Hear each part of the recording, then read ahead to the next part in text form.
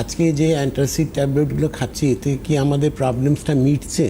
আজকে আমরা এটা একটা রেগুলার সিস্টেমের মধ্যে করে নিচ্ছি, ঘুমের থেকে উঠে আমার একটা অ্যান্টাসিড ট্যাবলেট খেতে হবে।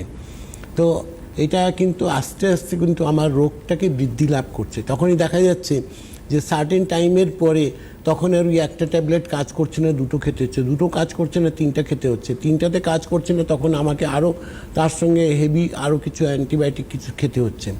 কিন্তু প্রবলেমসটার থেকে আমি মুক্তি পাচ্ছি না। মুক্তি পেতে পেতে আমার দেখা যাচ্ছে ভিতরে ডিজিজটা এত বেড়ে গেছে যে আমি জল খেলেও অ্যাসিড করছে, খাওয়া খেতে পারছি না, ভাত খেলে অ্যাসিড করছে। আজকে এই যে প্রবলেমসগুলো আছে এগুলো কিন্তু একটা স্টেজের পরে দিনের পর দিন বাড়ছে মানুষের।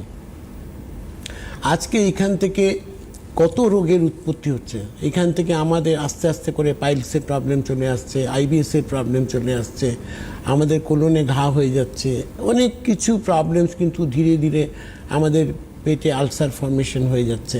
তো আজকে আমরা কিন্তু দিনের পর দিন একটা পার্মানেন্ট রুগীর স্থান নিয়ে নিচ্ছি।